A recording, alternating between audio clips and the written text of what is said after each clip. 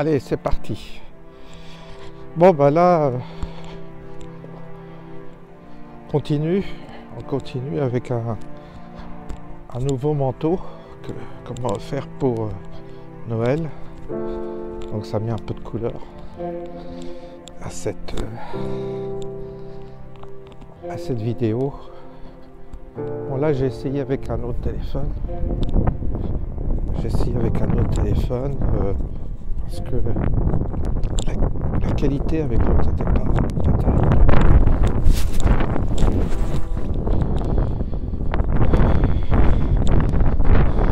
Donc demain c'est la fin du cachot pour ma chaîne principale, François Cottard, qui devrait reprendre du service, mais avec beaucoup de précautions, puisque l'avertissement que j'ai continue à courir, et si une vidéo est supprimée, eh bien c'est la chaîne qui disparaît, et je ne souhaite pas qu'elle disparaisse, parce qu'il y a pas mal de vidéos sur cette chaîne, et bon, ça a été dupliqué sur Odyssée, mais Odyssée je m'en sors pas, j'aime pas l'environnement, je sais pas, j'arrive pas à m'y faire.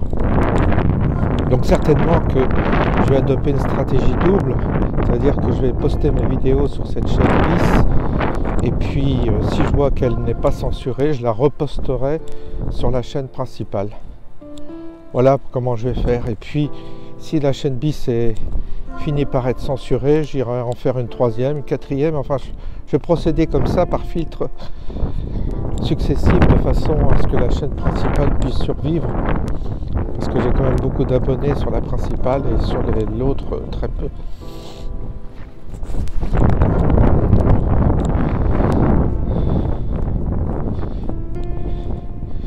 Alors hier soir j'ai regardé un épisode du film Matrix Révolution, parce que je pense que je vais pouvoir télécharger la prochaine version du nouveau film, du nouveau épisode Résurrection. Donc ces films évidemment sont importants, puisqu'il y a un message, je dirais subliminal à l'intérieur. Il y a des allusions, des textes qu'il faudrait analyser, décrypter, mais en tous les cas ça influence comment dire, c'est là pour certainement influencer ou éveiller, je ne sais pas. Et c'est intéressant parce que dans le film que j'ai vu hier, en tous les cas l'épisode où c'est Matrix Révolution, je l'ai vu, il est sur Netflix, eh bien quelque chose m'est apparu important, c'est la fameuse équation. L'équation entre deux forces, deux puissances, peut-être deux entités. Et cette équation, elle est importante. L'équation, elle est qu'on ne peut pas se passer l'un de l'autre, on ne peut pas se passer de son double. Et on a tous un double et on ne peut pas s'en passer. Si l'un meurt, nous mourrons également. Donc il y a une forme de pacte, c'est ce qu'on appelle le compromis. C'est une forme de pacte entre ces deux forces pour maintenir l'équilibre. Est-ce que cet équilibre est nécessaire d'un point de vue occulte? Probablement. On trouve des petites clés comme ça qui sont importantes. C'est pour ça que actuellement, si on transpose sur l'époque, parce que en fait on vit comme une époque mythique actuellement, l'adversité est telle qu'elle nous oblige à nous déterminer, elle nous oblige à réfléchir, elle nous contraint à gamberger, elle nous contraint à nous positionner. Et cette adversité, elle est très utile pour notre propre éveil, parce que sans elle, nous ne serions pas stimulée. Sans elle, nous serions presque un peu endormis dans une forme d'oisiveté, de confort. Alors que là, ça provoque en nous des réactions. Et donc, dans un système où l'équation est nécessaire, la dissidence telle que on l'envisage est obligatoire et l'autre sait qu'elle est nécessaire également. C'est-à-dire que même notre adversaire a besoin de nous pour continuer à se développer, bizarrement. Et à un moment donné, ça se rééquilibre, les forces se rééquilibrent. Et ça va arriver, ça va se rééquilibrer, mais il y aura toujours cet adversaire-là ne sera jamais absolument terrassé, puisque s'il est terrassé complètement, nous finirions dans une espèce de paradis, une somnolence, dans un état absolument, végétatif.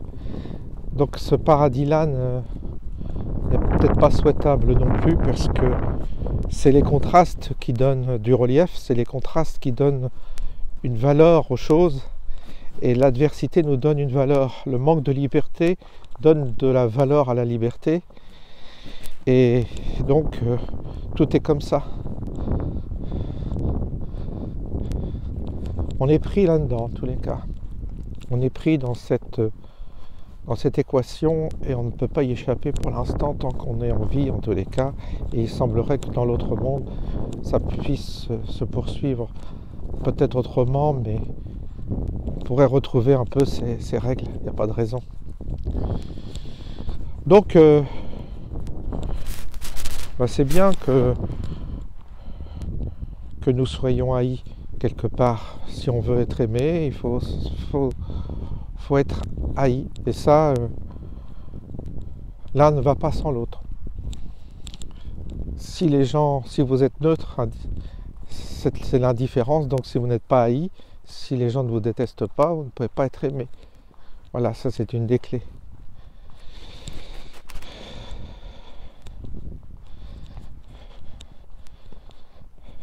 Laisser indifférent, c'est ce qui est pire. Être fade, c'est un plat qui est fade. C'est un plat qui n'a pas de goût. C'est le plat des véganes, souvent. C'est le plat des gens qui sont tristes sur eux, qui n'ont pas de couleur, qui sont blancs. J'ai souvent remarqué ça chez les gens qui prônent le véganisme ou qui veulent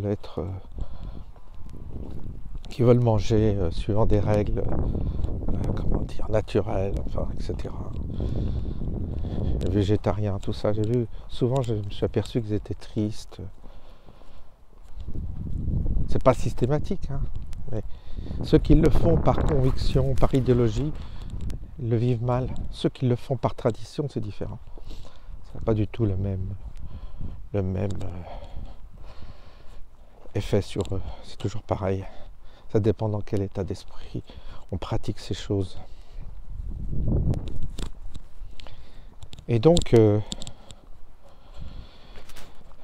l'équation, elle est aussi dans nos familles, dans notre environnement, et puis aussi dans notre travail. C'est-à-dire que il y a de l'adversité partout. Dans nos familles, il y a de l'adversité. Dans notre travail, il y a de l'adversité. Et jouer aux hypocrites, jouer au New Age, jouer au tout le monde s'entend, tout le monde est frère, c'est pas possible.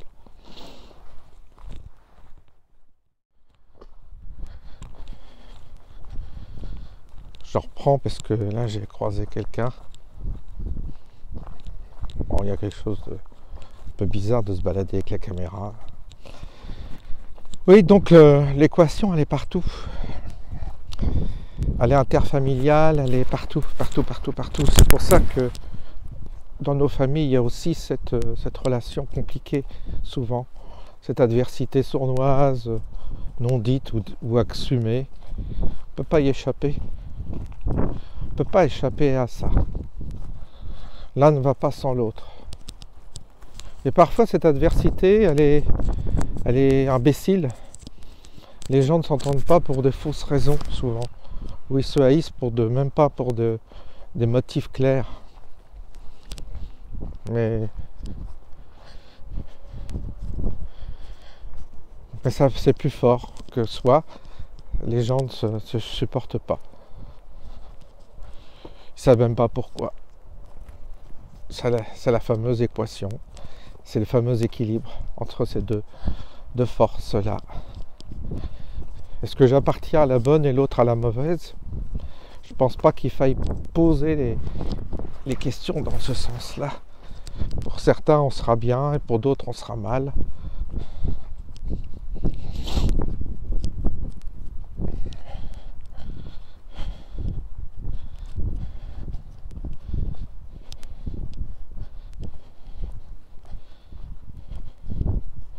Et plus on est minoritaire, plus notre force est importante. En réalité, l'adversaire, s'il est majoritaire, c'est ce qui semble se passer actuellement, l'adversité semble majoritaire parce que l'adversaire soumet, la plupart, les gens sont soumis quand on agite des peurs, quand on agite des frayeurs, quand on dérange.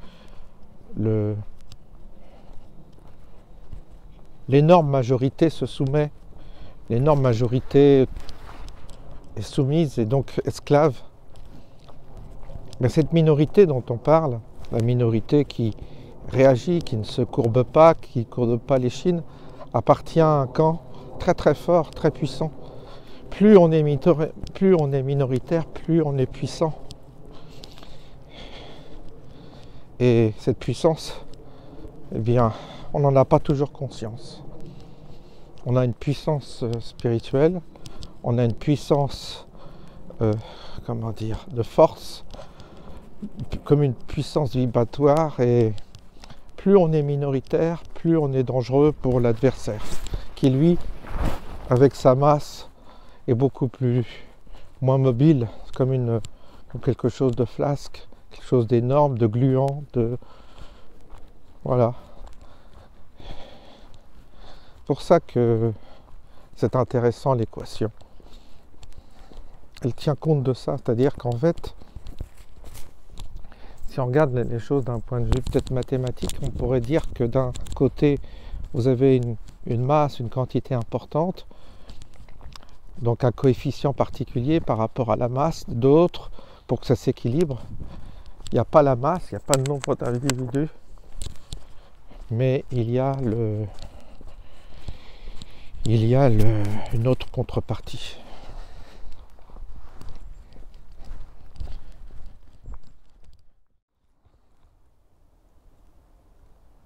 Troisième interruption, personne que j'ai croisé me suivait par derrière, ce qui est déplaisant pour s'exprimer. Donc j'en reviens au sujet de cette équation. Donc on pourrait considérer que cette masse est une forme d'inconvénient pour notre adversaire, puisque nous bénéficions d'une force que n'a pas notre adversaire, puisque nous sommes en quantité moins importante. Donc l'énergie est répartie et concentrée chez nous, et elle n'est pas concentrée chez les autres. Ce qui fait que les gens qui sont dans la dissidence, que l'on voit actuellement, parce que là nous vivons une épopée, nous vivons une forme de mythe, nous vivons quelque chose de particulier dans cette période historique dans laquelle nous sommes, eh bien, nous avons, consciemment ou inconsciemment, nous avons plus de vie, plus d'énergie, plus de force. Ça s'entend, ça se voit. Il suffit de voir dans les manifestations, les gens, tout ça, il y a une vivacité. Tandis que si vous regardez les autres qui se sont fait pic-pic, ils sont complètement amorphes, complètement abasourdis, complètement éteints. Et c'est ça qui nous donne notre force. Donc remercions l'adversité, parce que nous tirons, nous, notre force de ça. Sinon, nous serions comme les autres. En quelque sorte, nous sommes agréablement, si vous voulez, nous sommes agréablement aussi nourri et comblé grâce à cette masse adverse qui est en face. En fait, c'est une opération alchimique. Dans un autre registre, on pourrait dire que c'est une opération alchimique mondiale, utile.